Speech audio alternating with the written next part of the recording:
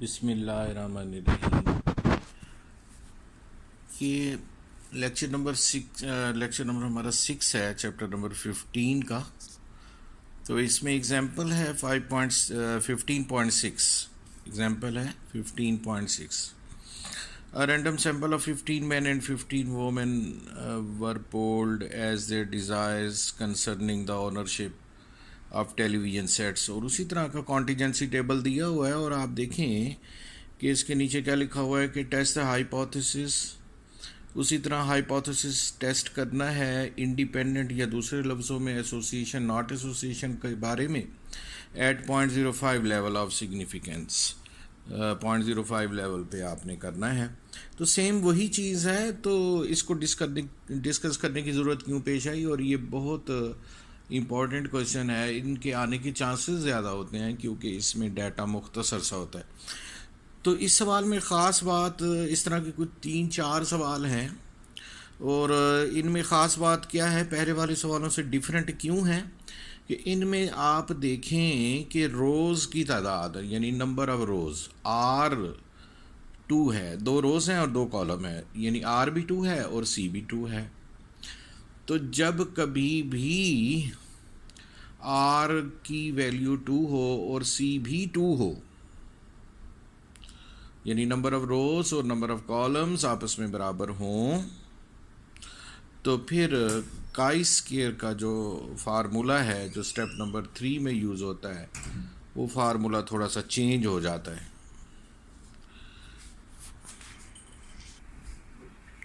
हाँ जी, जब भी कॉन्टीजेंसी टेबल में नंबर ऑफ रोज़ और नंबर ऑफ कॉलम दोनों की तादाद बराबर हो और 2 के बराबर हो, यानी R भी 2 हो और C भी 2 हो, तो फिर काई स्क्वायर कैलकुलेट करने का प्रोसीजर थोड़ा सा चेंज हो जाता है। लेकिन फर्स्ट 3 स्टेप बिल्कुल वैसे हैं जैसे कि पहले वाले सवालों के थे। एक दफ़ा दोबारा देखें। हाँ जी, ये एग्जांपल 15.6 है। इसमें हमने उसी तरह टेस्ट करना है हाइपोथेसिस को कि 2 एट्रीब्यूट्स के दरमियान एसोसिएशन है या नहीं है। 0.05 लेवल पे करना है। तो पहले 3 स्टेप बिल्कुल वही देखें इसी तरह से। ये एग्जांपल 15.6, R की वैल्यू 2, C की value 2। Step number 1, null and alternative hypothesis. H0 null hypothesis, बिल्कुल वैसे एट्रीब्यूट्स आर नॉट एसोसिएटेड और in other words independent. H1 attributes are associated और in other words not independent. Step 2 में level of significance बिल्कुल वैसे। अब हमें इस सवाल में 5% दिया हुआ है, तो हमने इसमें अल्फ़ा की वैल्यू 5% लेनी है। टेस्ट स्टेटिस्टिक्स स्टेप 3 में देखें आपके फार्मूला थोड़ा सा चेंज हो गया। काई स्क्वायर का पहले वाला फार्मूला यूज़ नहीं होगा, इसको क्रॉस किया हुआ है और उसके साथ एक और फार्मूला लिखा हुआ है कि F0 माइनस FE। न्यूमिनेटर में देखें कि F0 माइनस FE की एब्सोल्यूट वैल्यू -0.5 होल स्क्वायर और डिवाइडेड बाई FE। पहले क्या था, F0 माइनस FE का होल स्क्वायर ओवर FE। तो अब ये काई स्क्वायर का फार्मूला चेंज करना है आपने। जब भी किसी भी सवाल में R की वैल्यू 2 हो, C की वैल्यू 2 हो, तो फिर आपने यानी दोनों ही 2 के बराबर हों, तो तब आपने काई स्क्वायर का जो फार्मूला है वो ये वाला यूज़ करना है। देखें किस तरह से इसको यूज़ करना है। स्टेप नंबर 4 कैलकुलेशन वाला हम करते हैं। ये जी बुक में से देखना है आपने, 472 पेज है, स्टेप नंबर 4 है। तो इसमें बिल्कुल वैसे ही जैसे पिछले सवाल में था कि ओरिजिनल कॉन्टीजेंसी टेबल बनाएं और रो वाइज और कॉलम वाइज टोटल करें और वहाँ से एक्सपेक्टेड फ्रीक्वेंसीज का कॉलम बनाएं या टेबल बनाएं। पहले टेबल बनेगा फिर कॉलम बनेगा। ये टेबल देखे बना हुआ है सेम उसी तरीके से यहाँ तक, तो बिल्कुल वैसे है सवाल। उसके बाद F0 का कॉलम, ओरिजिनल टेबल आपने कॉलम वाइज लिखना है, पहला कॉलम उसके नीचे दूसरा कॉलम, और फिर इसी तरह एक्सपेक्टेड फ्रीक्वेंसीज का ये दूसरा वाला कॉलम भी उसी तरह से बनाना है जैसे पहले था। तो ये तीसरा कॉलम देखें, ये थोड़ा सा डिफरेंट है पहले से। ये है जी F0 माइनस FE की एब्सोल्यूट वैल्यू। एब्सोल्यूट का मतलब बिल्कुल वही है जो कि हम मीन डेविएशन में पढ़ते थे कि अगर माइनस में आंसर आता है तो आपने उसको प्लस लेना है। तो ये पहली वैल्यू देखें 5 माइनस 6.5, ये हो गया जी माइनस 1.5, तो आपने लेकिन प्लस 1.5 लिखना है। तीसरे कॉलम में देखें पहली वैल्यू प्लस 1.5। फिर इसी तरह दूसरी वैल्यू 8 माइनस 6.5, प्लस का 1.5 ऑलरेडी प्लस में आ रहा है, तो फिर आपने साइन चेंज नहीं करना, अगर माइनस में हो तो आपने प्लस करना है। तो इसलिए ये 1.5 प्लस का ही है। तो इत्तफाकन ये चारों वैल्यूज़ एक जैसी 1.5 ही आ रहा है। तो हर सवाल में ज़रूरी नहीं है कि इसी तरह से वैल्यूज़ आएँ, लेकिन ये कन्फर्म है कि माइनस में आपने आंसर इसका नहीं लिखना। उसके बाद देखें आप फोर्थ कॉलम में, ये नई चीज़ है, F0 minus FE absolute minus 0.5 whole square. अब यहाँ पे देखें गौर से कि F0 माइनस FE एब्सोल्यूट, इसका कॉलम हम ये प्रीवियस बना चुके हैं, इससे पहले वाला column F0 minus FE absolute की पहली वैल्यू ये 1.5 है।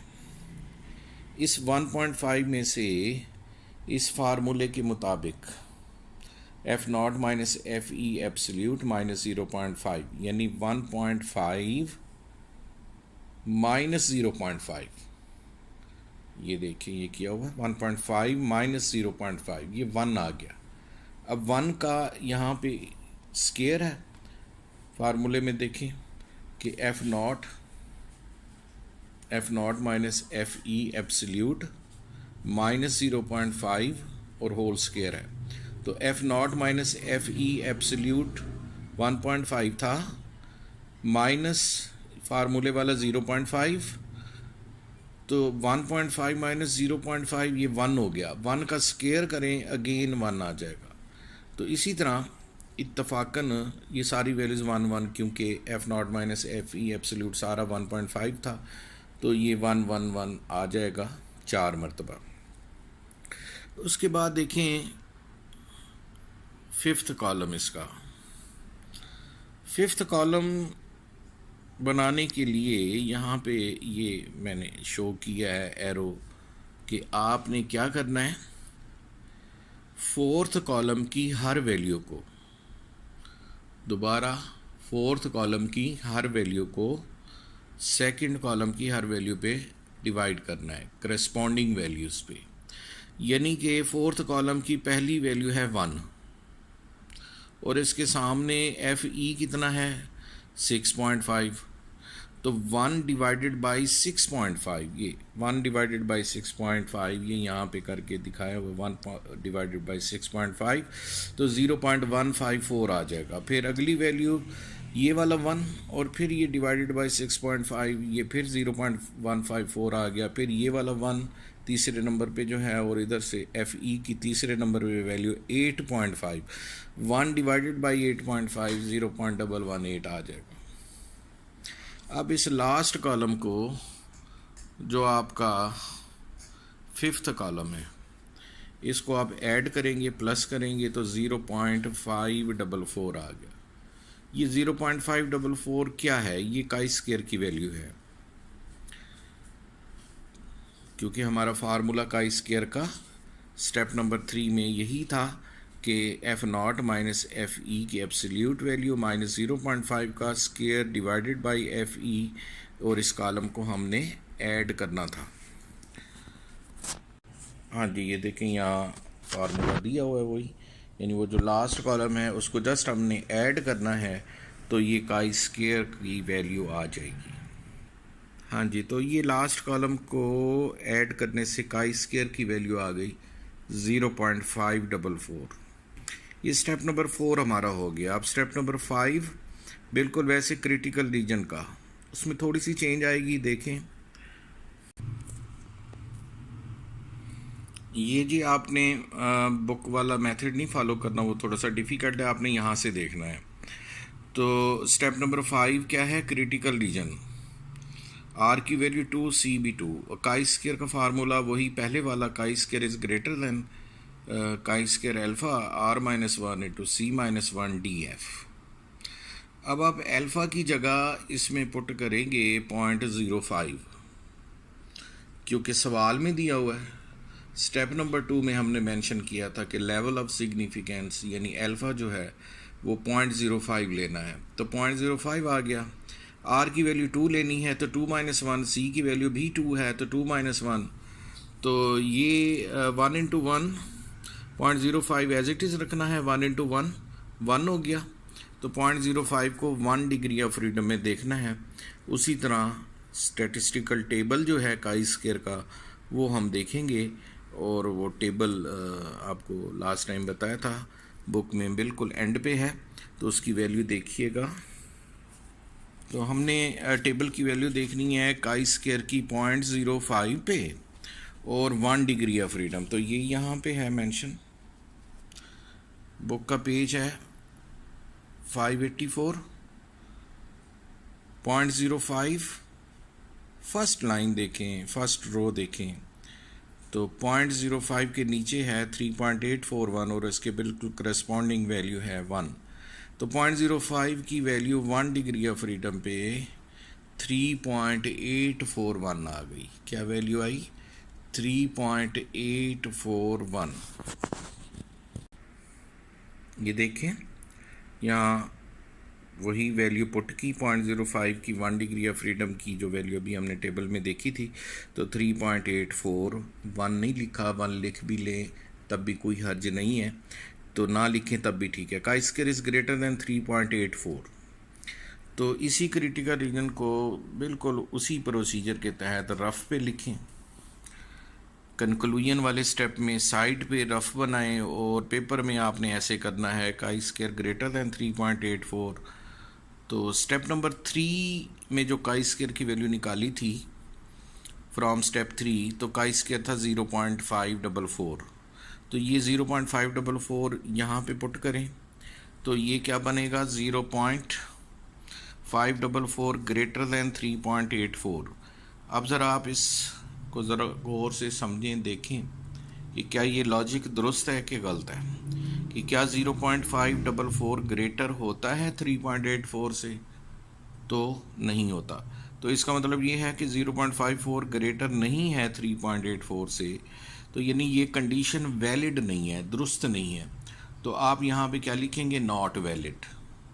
कंडीशन नॉट वैलिड होगी, यानी कंडीशन दुरुस्त नहीं है। जब भी किसी भी सवाल में कंडीशन नॉट वैलिड हो जाए तो फिर आप क्या लिखते हैं? Accept H not reject H1। क्या लिखते हैं? Accept H not reject H1, accept H not reject H1। तो ये कंक्लूजन में आपके आ गया accept H not reject H1। देखिए accept H not reject H1, hence फैसला क्या हुआ कि H नॉट वाली बात ठीक है। अब इसी सवाल में स्टेप नंबर 1 पे आप चले जाएं तो देखें कि H नॉट क्या था।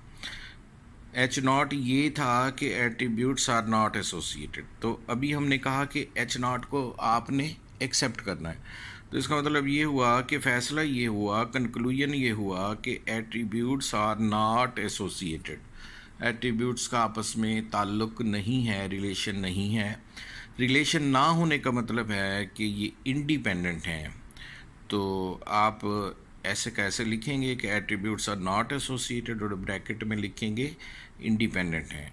अब ये इस तरह के जितने भी सवाल हैं जिनमें आर की वैल्यू 2 है, नंबर ऑफ़ रोज़ 2 हैं और नंबर ऑफ़ कॉलम 2 हैं, वो आप लोगों ने असाइनमेंट के तौर पे करने हैं।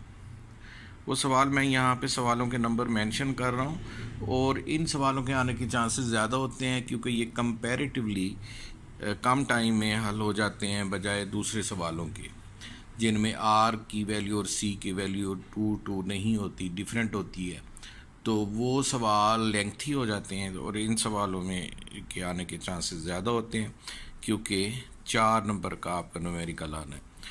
तो इसके नीचे असाइनमेंट लिखते हैं, आपने ये सवाल खुद करने हैं और आपका ये एक्सरसाइज 15.2 इस तरह ख़त्म हो जाएगी। देखिएगा, हाँ जी, ये असाइनमेंट में एक्सरसाइज 15.2 है। क्वेश्चन नंबर 1 का बी और सी पार्ट, फिर इसी तरह क्वेश्चन नंबर 2 का ए और बी पार्ट का। ये question number 2 very very important, ये थोड़ा सा डिफरेंट है लेकिन आप लोग इसे आसानी से कर लेंगे क्योंकि इसमें पहले कॉन्टीजेंसी टेबल बनानी पड़ेगी, बिल्कुल वैसे जैसे कि हम एक्सरसाइज 15.1 में बनाया करते थे। तो क्वेश्चन नंबर 2 के ए और बी पार्ट दोनों में पहले कॉन्टीजेंसी टेबल आपने बनानी है और उसके बाद फिर ये 6 स्टेप एज इट इज़ करने हैं। ये सारे सवाल ऐसे हैं जिनमें आर की वैल्यू 2 है और सी भी 2 है। तो काई स्क्वायर का ये जो अभी फार्मूला हमने डिस्कस किया है यही वाला यूज़ होगा, बिल्कुल इसी मेथड से। ये बुक में सॉल्व भी हैं, वहाँ से कर लें और कोई प्रॉब्लम हो तो डिस्कस कर लीजिएगा। ओके, अल्लाह हाफिज़। आज का लेक्चर ख़त्म हो गया।